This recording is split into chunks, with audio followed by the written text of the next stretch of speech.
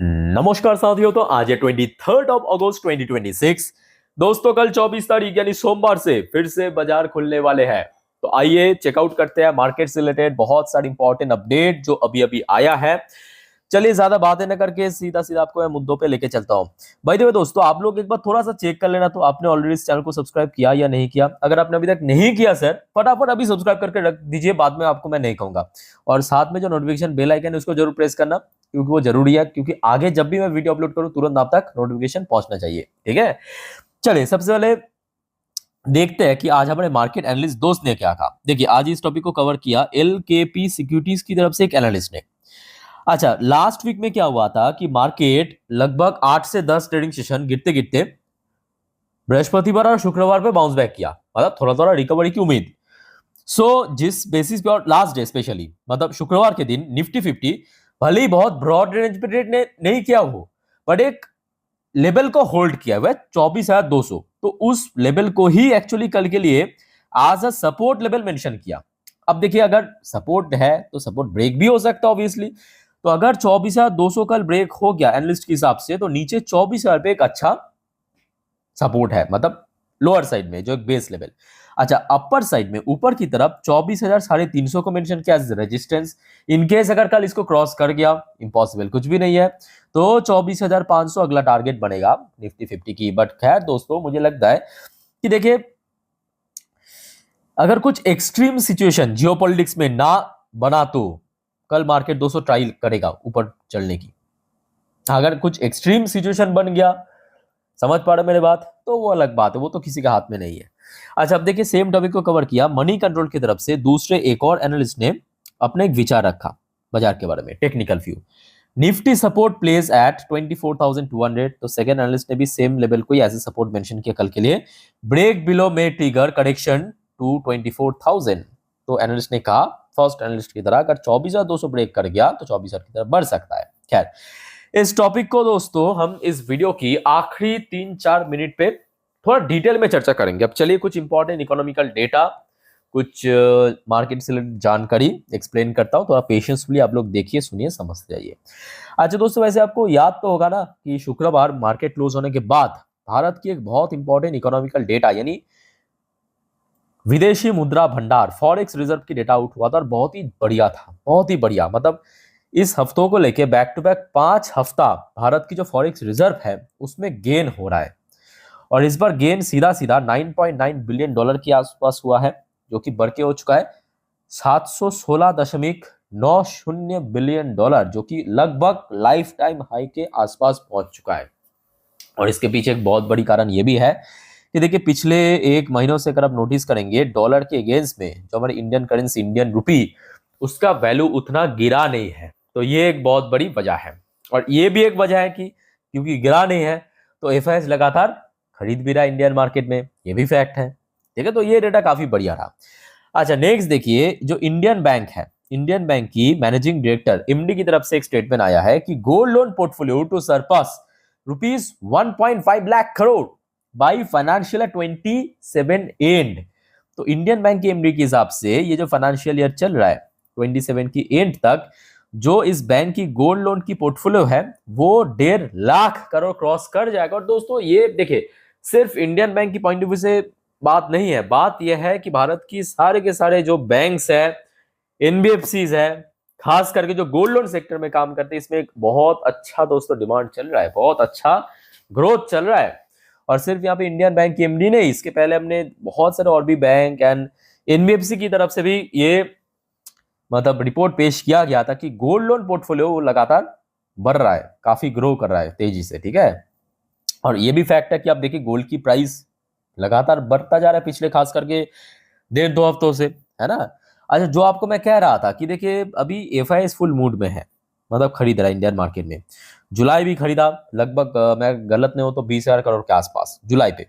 और अगस्त का अभी भी एक हफ्ता बाकी है, लगभग अभी भी एक हफ्ता बाकी है, फिर भी 23,544 करोड़ खरीद चुका है इंडियन मार्केट में। ये मैं कहूंगा मार्केट के लिए सबसे बड़ा सपोर्टर है, सबसे बड़ा सपोर्टर, जिस वजह से इतना जियोपॉलिटिकल अनसर्टेनिटी होने के बावजूद भी निफ्टी 50 में कोई शार्प डिक्लाइन यानी नोज ड्राइव जिसको हम कहते हैं, एक दिन में 1.5% 2% पिट जाना, वैसा सिचुएशन बना नहीं अभी तक।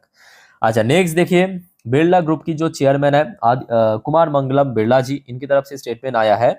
सी ग्रासिम, ग्रासिम मतलब ग्रासिम इंडस्ट्री, पता होगा वो बिरला ग्रुप की कंपनी है। तो Grasim revenue reaching 2 lakh crore in financial 27 as growth platform scale up. तो कल दोस्तों ग्रासिम इंडस्ट्री की शेयर के ऊपर नजर रखना इस वजह से, ठीक है। अच्छा नेक्स्ट है जाइए, एक और इंपॉर्टेंट अपडेट, इंडिया में get more sugar before 15 October as import begin to move. चलो बढ़िया, ये शुगर सेक्टर के लिए मैं कहूँगा बहुत सही है, क्योंकि शुगर सेक्टर की शेयर्स जो है जैसे कि बलरामपुर चीनी, आपके श्री रेणुका शुगर, ऐसे बहुत सारे शेयर लास्ट डे गिर गया था, आपको पता होगा, मैं आपको इन्फॉर्म भी किया था। सो देखते हैं कल, आशा रखता हूँ अगर सब कुछ सही रहा तो रिकवर भी कर सकता है। नेक्स्ट दोस्तों एक और इंपॉर्टेंट रिपोर्ट नोट करना, इंडिया में add 45 to 50 gigawatt renewable capacity annually over next 2 years। दोस्तों रिन्यूएबल सेक्टर मिस मत करना, जो आपको मैं बार बार कहता हूँ कि देखिए कुछ सेक्टर है जो अगले 5 साल 10 साल में बहुत तेजी से ग्रो करेगा, ऑलरेडी इनिशियल स्टेज में भी है, जैसे कि डेटा सेंटर, एआई सेक्टर, आपके केमिकल सेक्टर, डिफेंस सेक्टर, उनमें से रिन्यूएबल सेक्टर भी है, ठीक है। क्योंकि बढ़ता हुआ जो जियोपॉलिटिकल अनसर्टेनिटी, जिस वजह से क्रूड ऑयल की प्राइस बढ़ रहा है, एनर्जी और ज्यादा महंगा हो रहा है, तो उसका एक बेस्ट ऑप्शन है रिन्यूएबल। सो यहाँ पे रिपोर्ट की अनुसार नेक्स्ट 2 साल पे प्रत्येक साल 45 से 50 गीगावाट करके हम लोग ऐड करेंगे कैपेसिटी। अच्छा नेक्स्ट रिपोर्ट देखिए, भारत और जापान के बीच, India Japan business mission to focus on semiconductor electronics, MoU expected, मतलब एग्रीमेंट एक्सपेक्टेड ड्यूरिंग विजिट। तो बहुत जल्दी दोस्तों भारत की जो गवर्नमेंट ऑफिशियल है जापान पे पहुंचेंगे, बहुत सारे डील एग्रीमेंट साइन करने का प्लान है, जैसे आपको पता होगा भारत और जापान एक फ्रेंडली नेशन है। सो मुद्दा यह है सेमीकंडक्टर इलेक्ट्रॉनिक्स, इस पर्टिकुलर सेगमेंट्स पे डील हो सकता है, ओके। अच्छा नेक्स्ट देखिए, भारत और यूएस की बीच जो पेंडिंग ट्रेड डील, उसके ऊपर एक अपडेट आया है। जो यूएस की इनवॉय है, राष्ट्रदूत है भारत में, सेर्गियो गौर, इनकी तरफ से इन्होंने कहा India US trade deal almost done. और ये सच कह रहा हूं भाई, ये जो ऑलमोस्ट डन वेरी सुन, ये वर्ड सुन सुन के मैं सीरियसली पिछले 1 साल से पक चुका हूं, मतलब और सुनने सुनने का कोई इच्छा नहीं है, बिल्कुल ऑनेस्टली कह रहा हूं। इतने बार कह चुका है कि भाई ऑलमोस्ट डन वेरी सून, भाई जब तक ना हो जाए इन लोगों को कुछ बताना ही नहीं चाहिए मेरे हिसाब से। जो भी है अपडेट आया है, तो जिस वजह से आपके साथ मैं शेयर कर रहा हूँ, सेर्गियो गौर ने कहा कि India US trade deal almost done as final legal detail are work out. चलो देखते हैं कब तक होता है, हर कोई कह रहा है, कभी पीयूष गोयल साहब ने कह रहा है, कभी सेर्गियो गौर कह रहा है, अलग अलग गवर्नमेंट ऑफिशियल ने भी कह रहा है, दोनों पक्ष में, बट हो नहीं पा रहा है। अच्छा दोस्तों आगे बढ़ते हैं नेक्स्ट टॉपिक पे, बट जाने से पहले दोस्तों क्या आपको पता है कि आप अगर इस चैनल की मेंबर्स हो, सो आपका कमेंट्स है, जो भी क्वेश्चन आप पूछते हो उसका मैं रिप्लाई कर देता हूँ। और स्पेशली दोस्तों उसके साथ साथ आपको पोर्टफोलियो रिव्यू, स्टॉक सजेशंस जैसे फैसिलिटी मिलता है, जो इस चैनल की मेंबरशिप शुरुआत होता है ओनली 59 रुपीज़ से।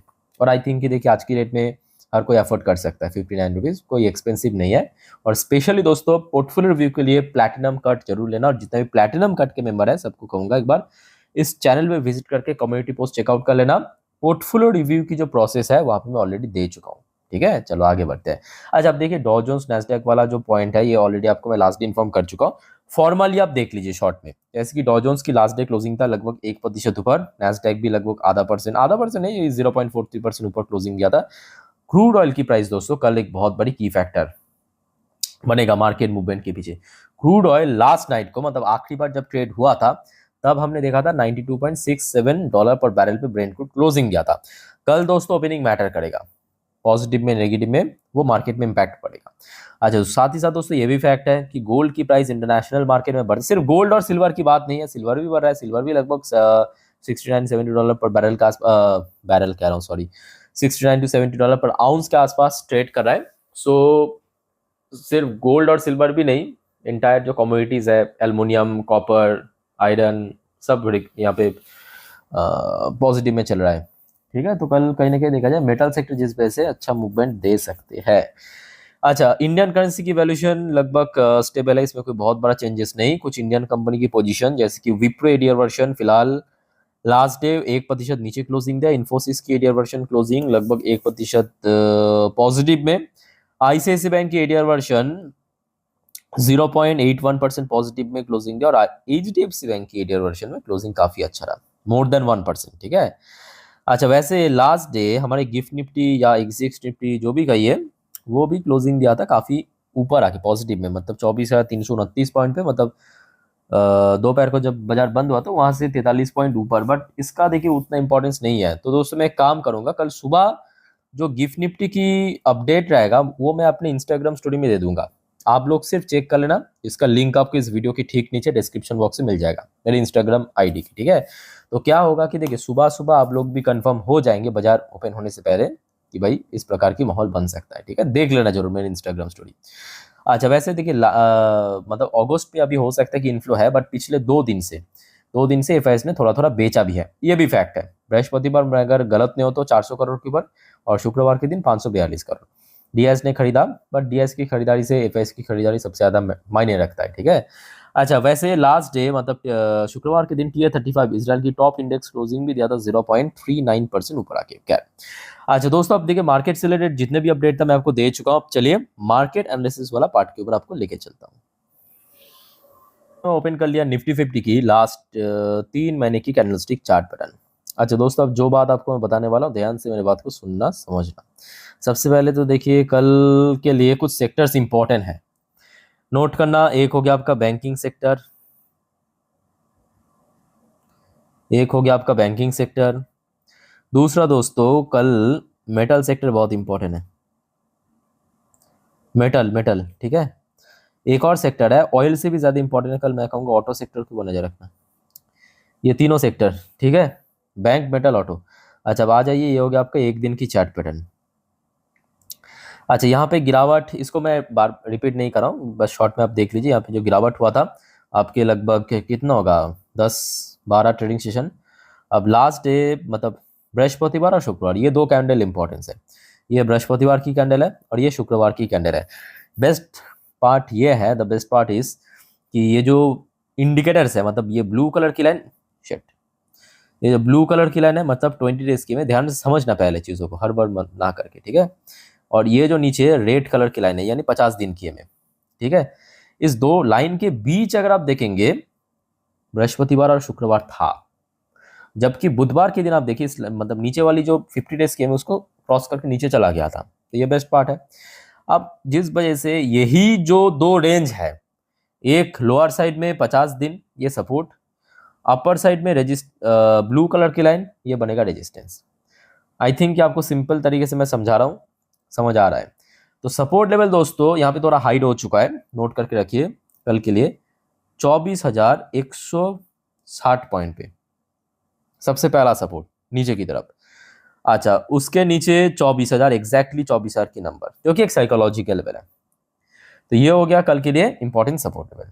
At the same time upper side में अगर हम बात करें तो आप देख सकते हो प्रॉपरली जो ब्लू कलर की लाइन जिसका नंबर निकल कर रहा है 24,370 पॉइंट पे, दिख रहा है आपको साहब।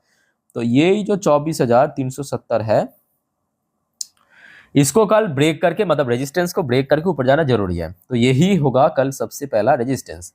दूसरे रेजिस्टेंस की बात करें तो लगभग 24,500, जो कि एक साइकोलॉजिकल रेजिस्टेंस भी है, ठीक है। तो ये हो गया दोस्तों आपका निफ्टी 50 की support level and resistance.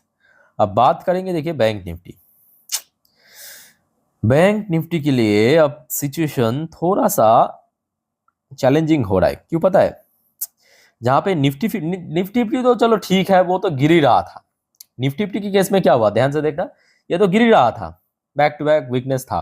But bank Nifty की केस में ऐसा नहीं है। ये भी आप देखिए बैंक निफ्टी की पिछले 3 महीने की चार्ट है, ठीक है। बट बैंक निफ्टी क्या हुआ, जिस लेवल पे निफ्टी शार्पली गिर रहा था, बैंक निफ्टी एक ही रेंज के अंदर आप देखिए बार बार मतलब लगभग पिछले अगर हम 14 ट्रेडिंग सेशन को उठाइए, लगभग उसमें से 12 से 13 बार रेजिस्टेंस फेस किया, मतलब 58,000 पे,